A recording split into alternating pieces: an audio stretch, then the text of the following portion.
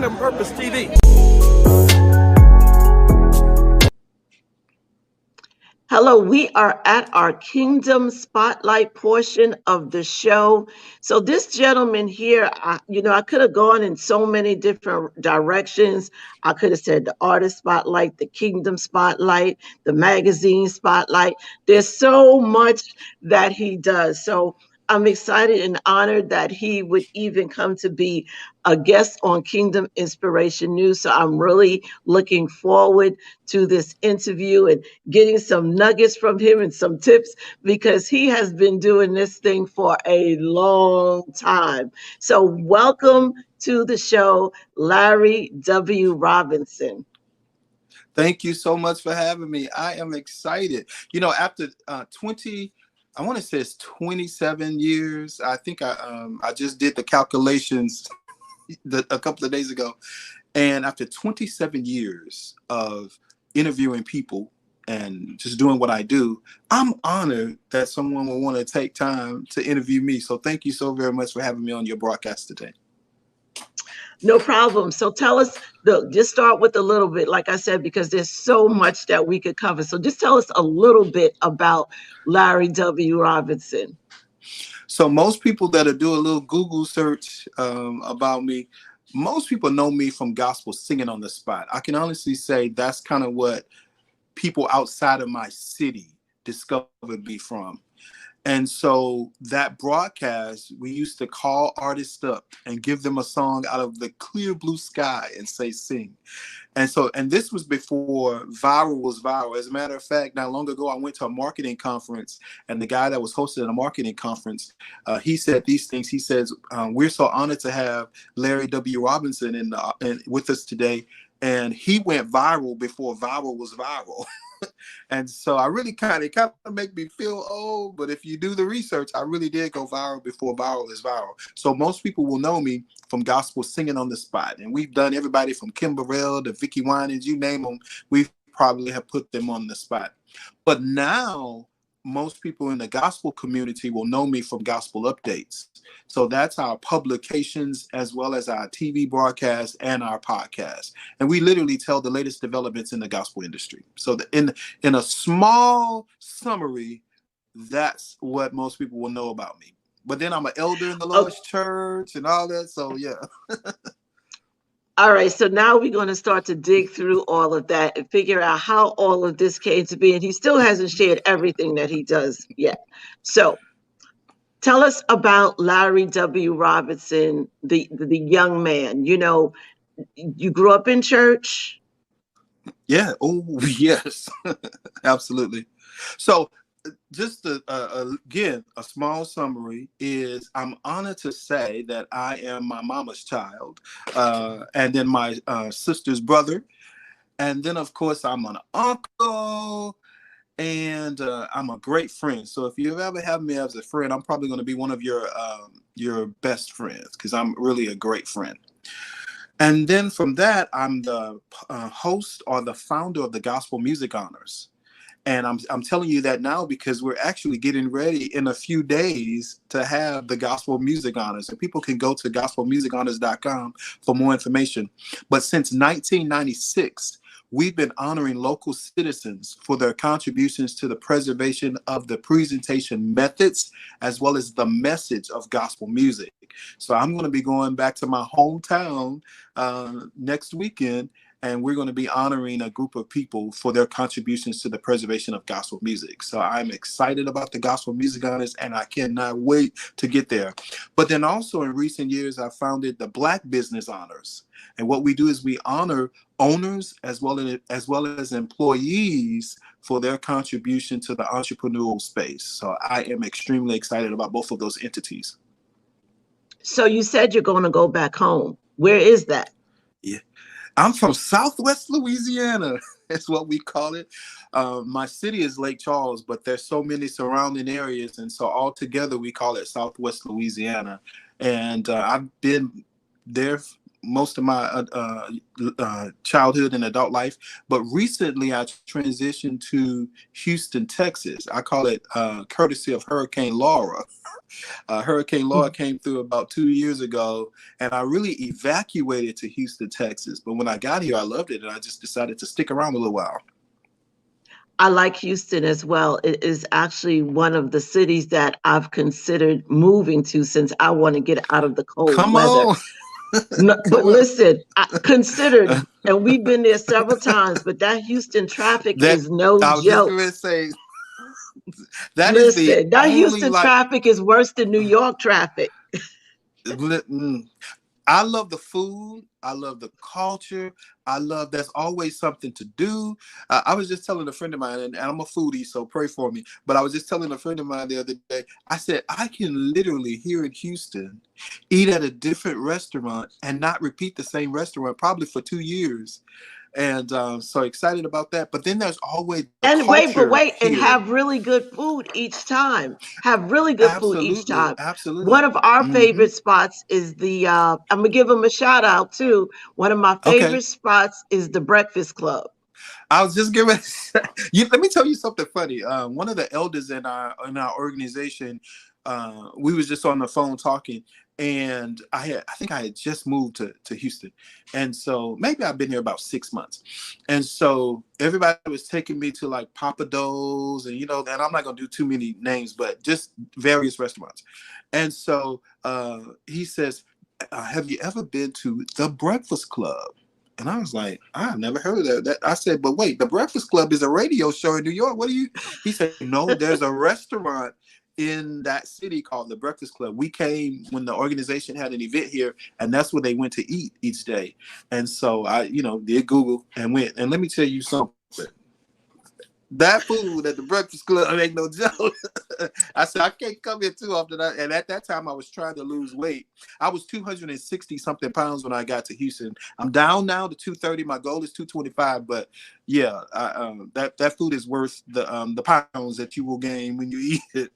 Listen, you will not be losing any weight eating at the Breakfast Club. All right, but we're gonna get back on track. I'm a foodie too, so yeah, we can definitely talk food and Houston because there are definitely some great spots there. So, Absolutely. so you've been involved with gospel music and in the industry for a long time. How did you get involved with it?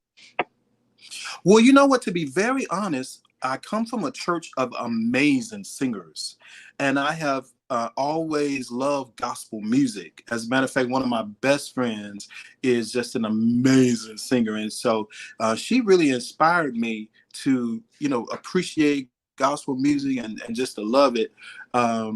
But I saw how the singers were such a big contribution to the worship experience on Sundays and then just in general.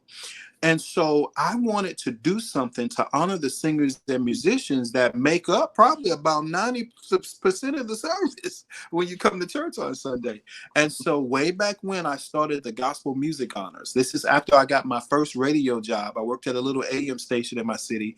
And during that time, I started the Gospel Music Honors. And so it was on a cold winter's night. And I really didn't think that people would come. The first time we had it, I forget what the official name of it, but we had an ice storm that literally shut the city down the next day. So we had the Gospel Music Honors tour when we had a packed house. People were sitting on the stairways, on the stairwell, and but it was just packed. And so at first I was nervous because it was just so unusually cold. But people came, packed it out, and then the next day the city was shut down. But from that day to this day, my mission has really been to honor people for the contributions that they make to humanity. And so that's why a lot of the stuff that I do always have that name honor in it, such as the Gospel Music Honors and the Black Business Honors. But I started literally with the Gospel Music Honors as far as my public stuff. Actually, to be honest, if people really follow my story, I actually started with the Gospel Heritage Showcase. And I did it at my home church. And then from there, went from the Gospel Heritage Showcase and just renamed it, quote unquote, because when we did the Gospel Heritage Showcase, it was just a showcase. We didn't have any awards attached to it. We just I just wanted to showcase some amazing talent in the city. And then when we relaunched, we did the Gospel Music Honors. But for most people that's in my city, they'll remember that the first quote unquote public event that I did was the Gospel Heritage Showcase. Yeah, so as I read all this stuff, and you were viral before viral, I looked at your videos. Yes, they have a lot of views. So as one of the things that I really got excited about is, I said this platform here is really dedicated to honoring people who are making a difference in the kingdom. And so when I looked at your work, there was like that connection, like, okay, yeah, this is my small contribution to being able to do that. So to be able to bring you on to honor you for the work that you've done was really an honor for me. It was exciting to be able to do that, like I said, because you've been doing it for so long, and you've done it for gospel, and then more recently, like you said, for entrepreneurship. And I think for us both, I know we hear so much negativity. There's so much negativity out there. But if we really take the time to look, there's so many wonderful and positive things going out there. There's so many people that are really making a contribution, not just to the kingdom, but to the world. So I really applaud you for your ongoing, long going, over 27 years of efforts to be able to highlight people within the community that are doing positive things in the gospel arena and otherwise. So again, there's so many things we could talk about. So you start with these award shows, and you have this radio show, and he has been able to interview some amazing people. I won't ask you to tell me your favorite interview, because that Please might don't. be. But I might will get in ask trouble. you to share an interview that maybe perhaps really inspired you. Well, you know what I do? I really do kind of have a favorite, only because, and I'll just say it's Karen Clark Sheard. First of all, it took a long time for me to connect to be able to interview Karen Clark Sheard. When we were doing gospel singing on the spot and gospel interviews, it really was the viewers that would reach out to me and ask if I would reach out to these artists and ask if they would be on the broadcast. So, like, for instance, when we first started gospel singing on the spot, we were doing everyday people. We were not doing recording artists.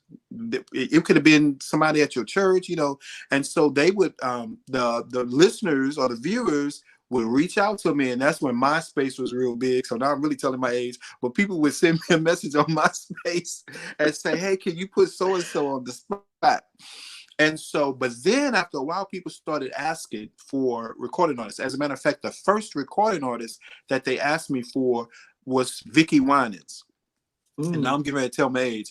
I picked up a cassette tape that I had for Vicki Winans, and I called the number that is on the cassette tape and asked to speak to. And well, I think I just started talking. I said, "Hey, my name is Larry W. Robinson. I'm the host of Gospel Interviews, and we interview, recording artists, da da da." And then I said, and then I have this new broadcast called Gospel Singing on the Spot.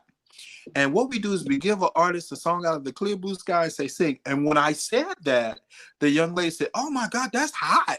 Tell me more about that." I said, "Well, yeah, so we've been doing da da da." She says, "I want to do it." I said, "Well, okay.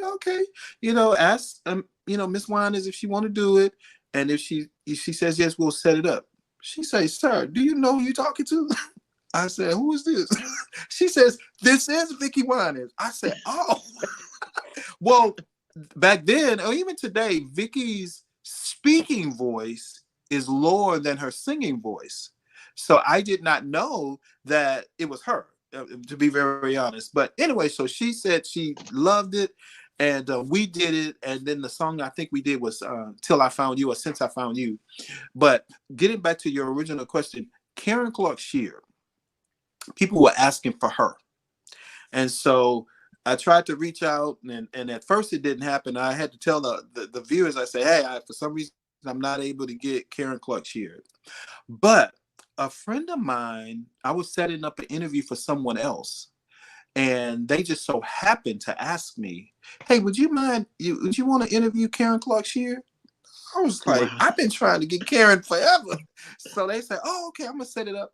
And let me tell you, that was one of the best interviews. And a lot of other people that do what I do reached out to me to ask me, how did I get her to be so talkative and flow so natural?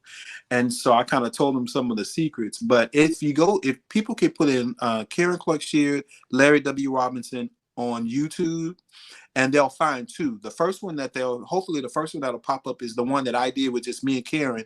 But then there's also another one that I did with Karen Clark Sheard and Kiara Sheard, and we're doing that on video.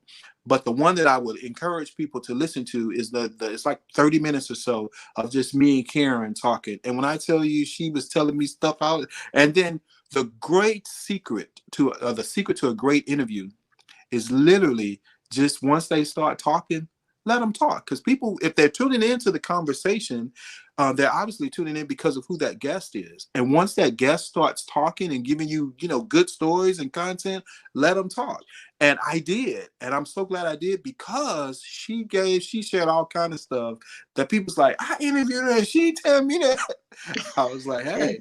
But so that was one of my favorites, only because of she was just so, and it was just, and I think, I could be wrong, but if you just kind of watch her, Karen seems to be like an introvert. And I have those introvert tendencies. That's why I kind of can tell she has those introvert tendencies too. And so in some of the other interviews, if you listen to her, she kind of goes into that introvert tendencies. And so, but for this interview, you probably, if you didn't know she kind of had those introvert tendencies, you wouldn't be able to tell, because she just flowed really, really good. So because of that, that would be one of my favorite interviews. But there's so many other. Jason Nelson did an amazing interview. I'm going to stop calling the names because I could get in trouble, but I've had some great interviews over the years. Yes. So just to highlight, he has interviewed quite a few people.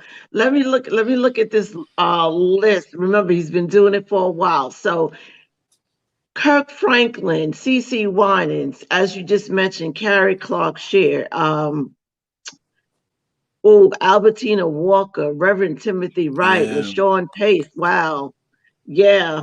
So again, I'm sure you've had some pretty amazing interviews. So let's transition. So you do that as if that wasn't enough already, with the radio, with the no, before we get to the coaching part, let's talk a little bit more about the magazine. Okay. When did you launch the magazine? So the magazine, the first thing in terms of media was the radio. So I started on a little AM station in my hometown. And then MySpace came along. So I was taking some of those interviews that I was doing on the radio and putting them on MySpace. And so more artists started reaching out to me, of course, to interview them.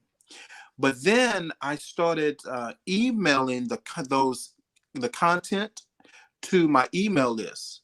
So I would, if I would do a interview, I would interview about it or do a wrap up and then maybe say their CD or just whatever that content was. And so from there, record companies started being connected to me. And so they started reaching out to me to ask me to e-blast, or it wasn't even e-blast, we called it mass mailing, mass mailing back in the day about their artists. And so from that, I started getting a lot of content. And I was like, I can't put all this in an email, because after a while, it gets cut off. As a matter of fact, another young lady in the industry does that, and her messages gets cut off. And so then you got to click something to open up the whole message. Well, I didn't really want people to have to click on something to open the whole message.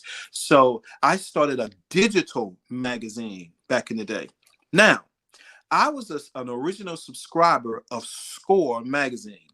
And Score magazine was by Dr. Teresa Harrison. And that is before, and I want to say Score because it was before she renamed it to Gospel Today. And so once she renamed it to Gospel Today, of course, I was still a subscriber to Gospel Today magazine.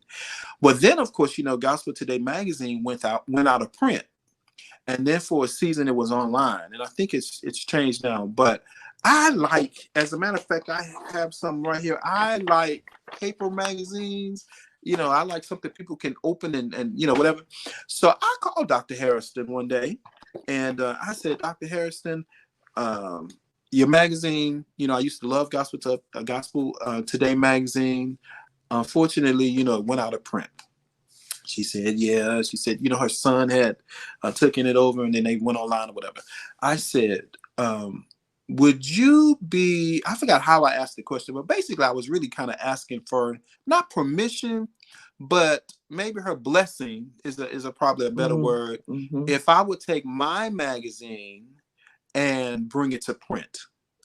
And so she said, absolutely, it's needed. And she said, and of course, if you have any questions, feel free to call me and ask me anything you want.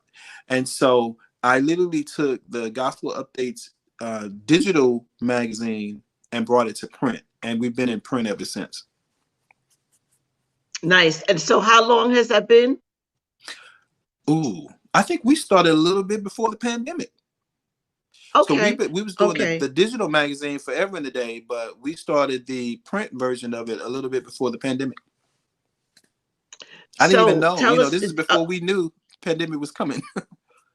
So is the magazine totally, for the listeners, for the viewers, is the magazine totally focused on the gospel industry in terms of artists, or is it more global? Is it more broad? It's all the good news of the gospel. So whether that's music, preaching, a new book, we have had all kinds of stories in Gospel Updates. So that's why I say the who, what, when, why, and where in the gospel community. So that, I love it. Pretty much covers it all. Yeah. It's the print version of Kingdom Inspiration News. Pretty much, I guess you could say. Yes, because that's the goal for this platform, is to bring the who, what of what's going on positive in the kingdom. Right. No matter what it is. What I was going to say, and I think we need these platforms because we need more voices. So because I say it like this, and I say this all the time, and people that will hear me will know I say it all the time. There is an ordained audience for every gift. There is an ordained audience for every gift. There's an ordained audience for your gift. My voice print, it may not resonate with someone, but someone will hear your voice print and it'll resonate with them. And then because of that, you'll be able to introduce that person to the guest that you have. There are people that are assigned to our gift. And so the people that are assigned to my gift will be able to be exposed to the people that come into my audience or into my sphere of influence. But again, my voice print will resonate with my ordained audience. And then your voice print will resonate with your ordained audience. And so people like I'm honored because now people that is in your ordained audience will get an opportunity to experience me. I'll resonate with some and I may not resonate with others, but those that I resonate with, they'll come and check out some of the things that I'm doing and be blessed by it. And then of course, if you allow me, I'll post our conversation, and those that'll hear your voice print will be like, well, let me go check out some stuff that she's doing. And then of course we'll be blessed by other people that's on your platform. Like I was blessed by the guy, remember I was telling you before we started, I was blessed by the guy that lost all that weight. I was like, wow, that is amazing. So there is an ordained audience for every gift. And I have said this over and over again. I believe my job is to connect people to their ordained audience. Yes, I love it. I love it. Like, look, we could go on and talk about that for a while, but you are absolutely correct. That's why there needs not be any worry of competitiveness, because there's a lane that God has appointed specifically for you. Each individual has been uniquely designed for a uniquely designed person that's going to come because of who they are. So you're absolutely right. So not to as he explains all of that. I was Go going to ahead. say, not to jump the gun, but I just want to kind of say this because you said something, no need for competition. So in my business coaching, I coach from a kingdom perspective. And one of the things that I say, because in the world, they'll tell you dog eat dog and, competition, da, da, da. Well, in the kingdom, there is no competition. I do not have to fight for clients and customers because those that are assigned to me will come to me. All I have to do is tell what I'm doing. And those that are assigned, and I would rather just simply tell you what I'm doing and let those that, if you are assigned to me, come to me, than try to do it the other way, because then you might have cancellations. And just the more excellent way to do what you're doing, if you're in sales or in business, is to just tell people what you do. Jesus did it this way. He told them, I am the way, the truth, and the life. He basically just said what he did. And those that were assigned to him came to him.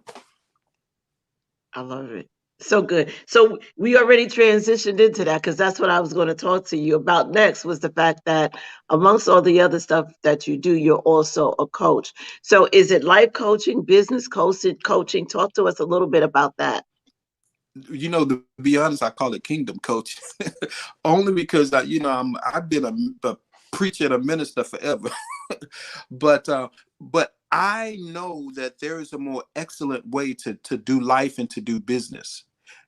I have seen the people operate from the world's perspective, and there is a clear difference between the world and between kingdom. And those that operate in the world system, they get the results of the world system. Those that operate in kingdom system get the benefits and the results of kingdom's benefits, which is peace, joy, love, and the Holy Ghost. You know what I mean? Like you can operate in business and you can't sleep at night. You're worrying about if your business is going to burn and crash. But then you can operate from a kingdom perspective and know that the Bible declares that all things work together for the good of them that love the Lord and are called according to his purpose. So I can rest assured at night that God will supply all my need according to, so that there's a difference. And most people that come from that world perspective, they think the kingdom perspective is aloof and, whatever. I got to do this. Well, if you got to do it, then you're going to get the limited results that only you can do. But if you let the one who created it all help, that's why I unashamedly say my help comes from God. That's right. I got this from Yolanda Adams, but I took it and adapted it. My PR person is God himself. You came looking for me, or your people came looking for me. I did not go looking for you. I believe God set it up as my PR specialist and put some piece of content out there that they saw and was like, and it resonated with them to cause them to reach out to ask me to be on this broadcast today. Let me tell you something. When God opens the door for you, can't no man shut it. So I would rather God open the door and do the networking for me so I can just walk. The Bible says it this way: a man's gift or a person's gift will make room for them and bring them before great men. Or another translation says a person's gift will make room for them and bring them before people of great influence. Well, my gift brought me before a person of great influence today, and that's you. Only God can do that. Well, listen. You done coached me, the coach. The coach has coached the coach. Listen, I usually try to end out with a word of encouragement, but you just gave it. You just absolutely gave it. I call it kingdom success. Everybody wants to achieve success, but we should be, as believers, aiming for kingdom success, which simply is being and doing everything it is that God created you to be and do. So I thank you so much for coming on and sharing some nuggets. You. I know that they have helped me. I hope that they help the listeners, the viewers. Before we close out, I know you have said, you're on YouTube. How can people reach you? What platforms are you on? Well, I'm on them all. And the way to find them all is to simply go to LarryWRobinson.com. LarryWRobinson.com. On there, my podcast, YouTube, all of it is at LarryWRobinson.com. And if you look at the bottom, you can see, all you have to do is put a .com at the end and you will get to his website. Once again, I thank you for coming on. This has been a great Thank you. conversation. Don't be surprised if I invite you back to continue this kingdom talk. We can talk business and coaching, because that's just something I love to talk about too. So again, I thank you for being on. Thank you for having me. I appreciate you.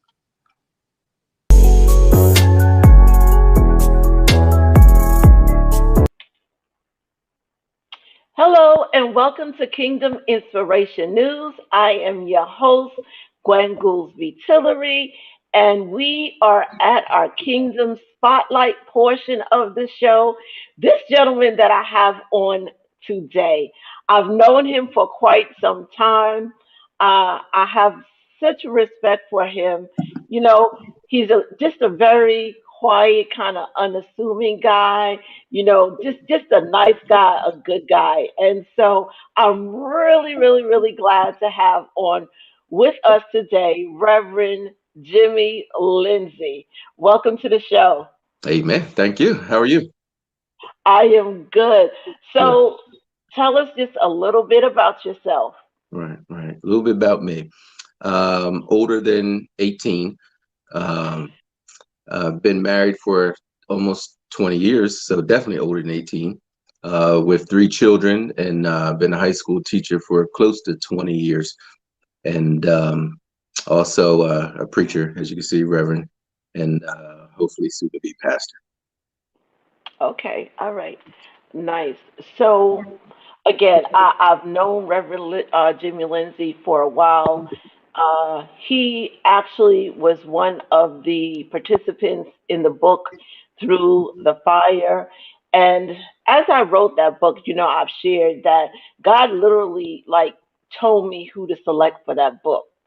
And as I was thinking about who to put in the book, I don't know, just like kind of out of nowhere, you came to mind. And of course, we're family friends. So I turned to my husband and I was like, okay, you know what? I need to reach out to Jimmy because I think he's supposed to be in the book. And I was like, but I don't know. I don't know. I don't know if he's going to agree to that. I was like, but really, like, God is like, he needs to be the one. He needs to be the one. So, of course, I reached out to you and you graciously accepted the offer. And months later, the book is out. People have given just amazing feedback on the book, on your particular portion as well. And the book is titled Through the Fire. As you were writing this book, you were this portion, your portion for the book, you were literally going through the fire. Yeah.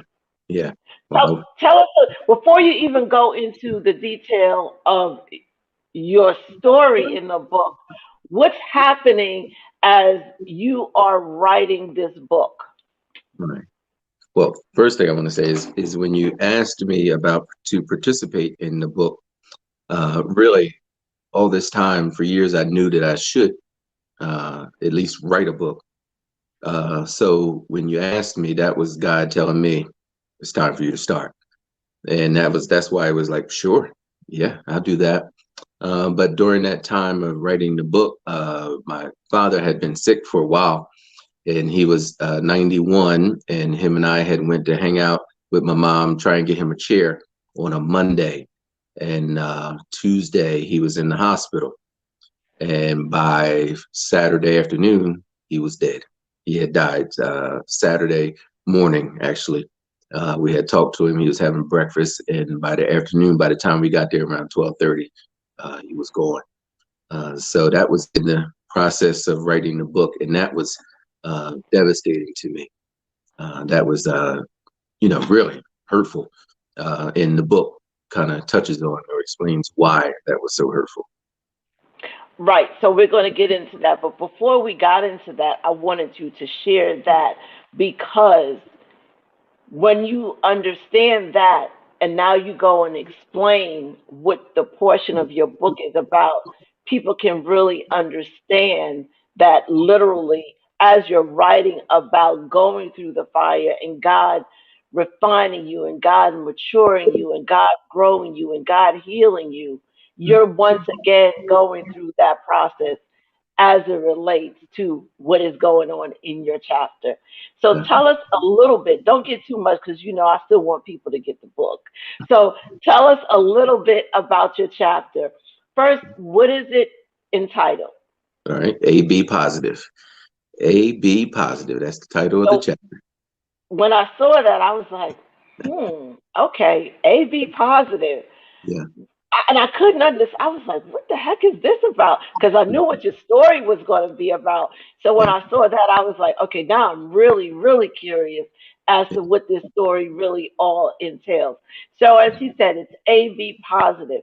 So Yeah. share a little bit about us, what that's all about, and your story in Through the Fire. Yeah.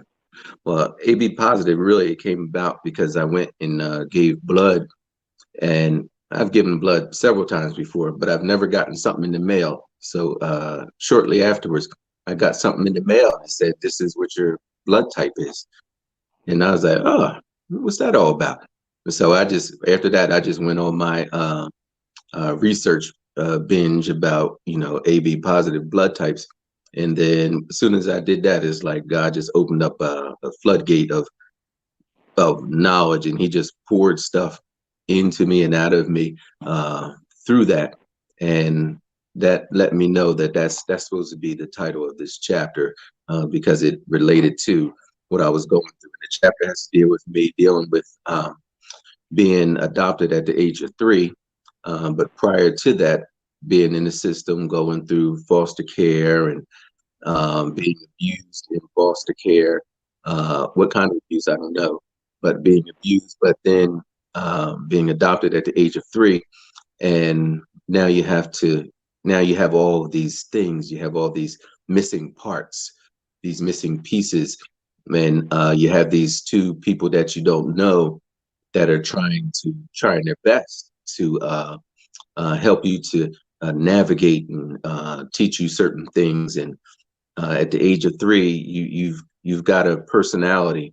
Now, being in and out of foster care, I've probably had personalities from each one of them. So dealing with that trauma of adoption, being given up at birth, and the trauma that I may not even really remember, but it's obvious was there because of certain things, instances, and certain ways and certain things that I did. Obviously, let me know that there was some sort of trauma there in different aspects, in different areas of my life. And so that's what the chapter is about, dealing with that trauma and how I began to deal with it, and what helped me to, I don't want to say overcome it necessarily, but really to work it, not necessarily use it as a disadvantage, but an advantage. Right. So as I say, you learned how to turn that pain more into purpose and Yeah. allow you to grow into the person that God wants you to be. Right. Exactly. Right. Right. So you've known your whole life that you were adopted. They Yeah. told you from the beginning. You knew from the beginning that you were adopted. Um,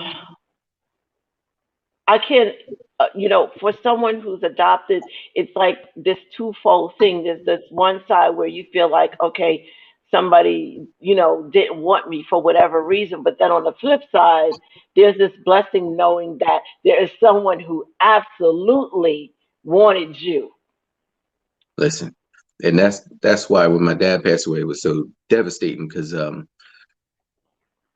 being given up for adoption, there's this sense of loss, and you have no identity, and you're trying to figure out who you are and see who you are. And really, every child that is born, no matter what, from as soon as they come out the womb, if they hear mom's voice, they know that voice. They know that voice, so they long for that voice.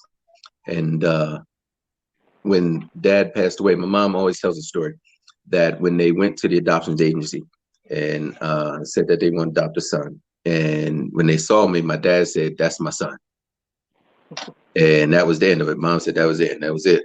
And next thing you know, you was coming home with us. That was it. So I, attached myself to them, and in certain instances, which they didn't understand, they don't know how much I attached myself to them, and how much their presence I leaned on, and needed, and really helped to guide me and shape me and try and help me to get out of this trauma that I had gone through. Yeah, so one of I'm going to share this part because I told you this part, like, just like it just tugged at my heart when you share this part of your story. When you talked about getting a bicycle Hmm.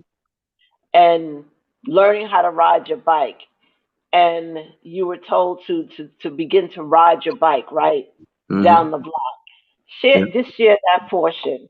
I, I had a big wheel, and with the big wheel in the front and the two little wheels in the back, and mom put me out in the right at the end of the step on the sidewalk and said, "Go ride your big wheel." And she left. She went back in the house, and she came back a few minutes later, and I'm sitting in the same spot looking at the door. And she's like, why ain't you going somewhere? Why don't you move? Why don't you go somewhere?" And later in life, I told her it's because I had this fear of them leaving me.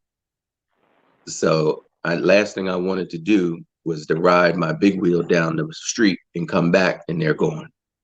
And then I'm right back where I started. And that's something that I didn't want. I was afraid of, really. I was afraid of, because I had attached myself to them. I was afraid that if I was to go somewhere and come back, they just wouldn't be there when I got back. And so she finally understood that. And that was same with you. It was like amazing to her because she never even thought about that. Yeah, like, I mean, you give so much in that story, but when I read that part, it just hit me, and I was like, oh my God, that for I don't you didn't say how old you were, but a big wheel, I'm guessing you were still relatively young Yeah. to have that fear and not feel that you could even ride your big wheel without worrying that these people were going to leave you. You Mhm. know that there was some trauma and some things that you were dealing with at such a young age. So as the years go on, you're aware. You even though you were young, you were aware of some of these things. You were so much aware of the fact that you were attached to these people, and you were aware of the fact that there was still some feelings of missing out on something or someone as well. So, Yeah. how did you begin the process of dealing with the trauma and beginning to heal from all of that? Uh, I think to begin, first of all, to begin to deal with it, you have to just recognize it, and go ahead and speak it and say, yes, I have this problem. I have trust issues, or I have fear of being by myself. Uh, or I have, when I love hard, and or I have this one thing that whatever anybody else needed is fine. My needs didn't matter. So growing up, I had to, and really, once I met my wife, and once we got married and we had kids, that kind of started to switch things for me. Growing up, I kind of learned to suppress it and deal with it, and that's just, made it a part of my personality, made it a part of who I am, or who you would meet when you met me. And but when I got married, I remember telling my wife first thing I wanted. Well, when we was on our first date, first of all I asked her how does she feel about church, because I know I was called to be a preacher, and the second thing, how does she feel about kids? And when she answered both of them, right? Because it's been 20 years. But when we had our first kid, I said to her, when she came out of the womb, I was in there. I said, "You can have whatever you want. I finally get to see me.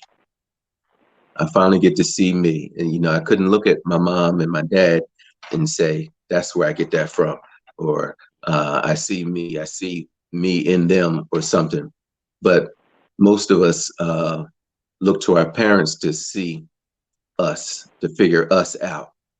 But I had to look to my kids to look at me and find me. Yeah, and your first child looks exactly like you. She does. She does. Exactly like you. Yep. So you go through the process. You begin the process of healing. You said when you met your wife, uh, who wasn't your wife at the time, you asked her about church because you knew you were called. You knew you were called. Yeah. So how early did you know you were called? I knew I was called for a while, but I always had this thing, and anybody tell you that knew me growing up, that I couldn't speak in front of people. If you asked me to say something in front of somebody, I would just break down and cry. Those little Easter pieces at church, they still laugh at me to this day. I would get up there, I would know it. I would say it at home, I know it. But when the time that came up and go up there and say it, I couldn't. Nothing would come out. I would just start crying. And so after that, after growing up and being in church, because I attached myself to the church, because that's, attached myself to my parents, and then my mom took me to church. So I attached myself to church, and I was there all the time. And, being there all the time and um, learning and reading and studying and everything, I knew that I wanted to help people. I knew I had issues.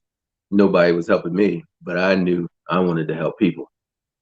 And so I knew I was called to preach. And when I met her, literally the day that I met her, I said she was going on to a wedding, and I was going to Myrtle Beach with my boys.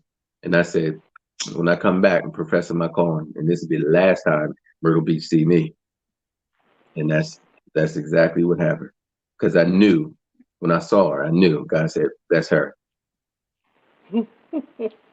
So not only was it time for you to move forward and commit to marriage or family, it was time for you to move forward and commit to the call that God had placed on your life. Yeah, yeah, yep. I always wanted, I always desired, I love family. I love family.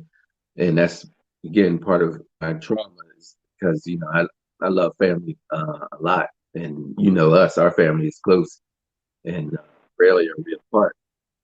But I love family, and I couldn't wait to get married. I couldn't wait for God to send me the one. Now, I wasn't just going to marry anyone, but I couldn't wait for God to send me the one. And then I couldn't wait to start a family so that I can begin to kind of change the narrative, change my what and kind of build and create this new thing. Okay. So how many years have you been involved in ministry? Yeah, ministry period. Like where you started actually coming out of your comfort zone and really began preaching the word of God. From the first sermon, that's been KK. It'd be 18, probably about 18 years ago. And Okay. my first sermon, I got up there and everybody was like, "You nervous?" I was like, "No, I'm not nervous." And that's definitely not me. But I got up there and did my message with no problems, no butterflies, no nothing. Just got up there, did my message, and took my seat. So, I know a little bit of your story, having read your story. So you grew up in church. You've been in church your whole life. You were called to ministry. You've been involved with ministry for 18 years. How do you think the church has changed over those 18 years, or do you think it has changed? Mm. Do I think it's changed? No. I think that's the problem or one of the concerns. Uh, Mm, is that church hasn't changed. I always say that we don't change the story, we just change the method. Uh, and I always tell my kids there's several ways that we can get home. We can take 295, we can take the turnpike, uh, we can take 42, the Lang City Expressway, we can take 130. There's a whole bunch of ways we can take to the same destination. And I think the church kind of is misses that is missing our chance to kind of change our direction to go to the same place. We all want the same ending. It's all about winning souls for Christ and making sure God's people has a relationship with Christ, and making sure that we're building people, not just feeding people, but we're building people. That's good. So, is there like one area or one thing in particular that you think kind of stands out above anything else? Mhm. Oh, I'll put it to you this way. Reverend Jimmy Lindsay, you have been given the opportunity to pastor your own church. What would be some of the things that you said the problem is that we're not doing things differently? We're doing it the same. So, what would you do differently? What would be some of the things that you would change up or focus on to really be able to start to allow people to see the Christ in us and not necessarily religion? Hmm. Right. Well, one of the first things I would do is, one thing that we have a problem with in the church is once we become saved, we forget about that previous life, uh, as if it never happened, or as if we've always been this super saved Christian all of our life. And but the reality is there's people right outside of our door of the church that's dealing with the same thing that you went through. But yet, because you're too saved or you have spiritual amnesia, you don't, or you feel embarrassed, about your story, you don't want to share your story. So one of the first things I would do is try to be, of course, you can't be super duper transparent where they see right through you, but be open enough to where you can share what it is that you've been through and how it is that God has brought you through it. I think that's one of the major things we've made church so spiritual that we've expected the people to meet us instead of us meeting the people. That's good. I can completely agree with you. One of the things prior to prior to the interviews I have, one of the things I tell my guests is, as I told you, we don't do retakes. Yeah, We don't do retakes, and one of the reasons why I say we don't do retakes is because in life you're going to make mistakes. yeah, You're not going to always get it right. But right, that doesn't change my goal, which is to be able to spread a little inspiration to people through the stories of the people I bring on. So right, I don't try to look for perfection. right. I try to let people know that you don't have to necessarily get it right all the time. Mhm. You can get it wrong. You can't get it God wrong. still God loves loves you, you. He still loves you. and we should still love you. That's That right. part. That's right. That part. We should still love you. So I think that's good. I think being transparent, again, you're not going to just show up and put all your business out there, Right, but being transparent in the way that allows people to see your humanness and right, not just your title or your position right. is so key. I think have to get to the place where it's really about fellowship and love and not just about coming to a church service. Right, right, right. I always tell Yeah. everybody, I talked to a guy that was I went to high school with, and he said, Jimmy, I'm taking you to breakfast. I said, okay. And so I met him for breakfast, and he was a recovering crackhead. I mean, serious. And he was a dealer. And so we sat there at breakfast, and he said, Jimmy, I'm struggling because I know there's some things that I want to do, but I don't want to be in the church. I don't want to do it in the church. As he said, will God still honor it, or will God still love what it is I'm doing, this and that? And I said, listen, this thing is about relationship, not religion. So you first of all got to have a relationship with him. You and God have a relationship together. You talk with him, you pray, you get in his word, and you know what it is that he desires from you. Then that when that relationship is built, this ain't about religion. It could be any religion. You'll go out on the street and you could do more ministering and not step foot in the church. So it's not even about that. So we got to get beyond ourselves, get beyond our own self and our own hangups, and really start thinking about people. And because that's what Jesus did. Jesus loved people, and he said, "The least of these, when you've done it to the least of them, you've done it to me." And that's the Absolutely. ones I like. I like those ones that people say are the least. Yes, absolutely. Well, the dog's barking in the background. Yeah, that's all. That's all. Oh, so I'm looking at the time. We're going to close out, but before we close out, one of the other things I wanted to touch on briefly is I know that you are also an educator. You've been in education Mhm. for 20 years, almost 20 years. You said, uh, what what has kept you there? Well, I'm gonna tell you, I didn't want to be an educator. That's not what I set out to do. But I kind of stumbled into it.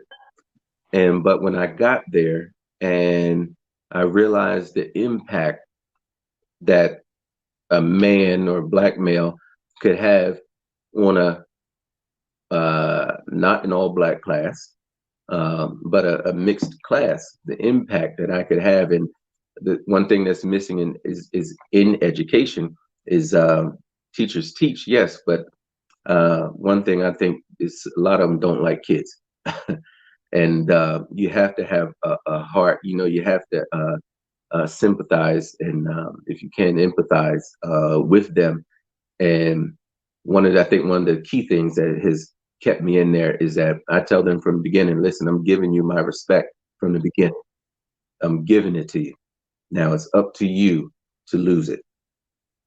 And from there, we start building bonds and start building relationships. And I've attended, I've married a few of my students, married them to their spouse. I've been to their funeral services of some. One just passed away, and their service was a few days ago. Uh, some of my students called me. So it keeps me in there because the kids really do need me. They need me because uh, the last teaching job I have, and I'll be done. When I walked in there, I walked past, and it was three brown girls that walked past me. And they looked at me strange, and I said, "Well, hello. Don't look at me and not speak. Say hello." And they said, "Hi." And then the next day, I'm walking down the hall, and these same three girls walked by me, and I said, "Hello." They said, "Hello." They said, "Can we ask you a question?" I said, "Yeah." They said, "Do you work here?" Now I was the only brown teacher. I was the only brown teacher out of almost 2,000 kids. So I said, "Yeah." I said, "I've been here for a year." They said, "No way." They said, "You know what?" I said, "What?" They said, "We prayed for you." That that messed me up when they said that. They said, "We went to the board meeting and prayed for you." That messed me up, and that right there kind of solidified it for me. That's obviously what I'm supposed to be doing because kids are looking for certain things to attach themselves, and only certain people can give them the guidance that they need. Yeah. Reach me. Okay. Social media. I do have a website up. It's pastorjimmyclindsey.com. You can Google that and you'll see me. I am on YouTube. Really, if you Google Pastor Jimmy C. Lindsey, you'll see everything. My Facebook will pop up. Everything will pop up. And, reach out to me, and let's grow. Let's grow together. Thank you. Again, thank you for coming on, and wish you all the best. Thank you.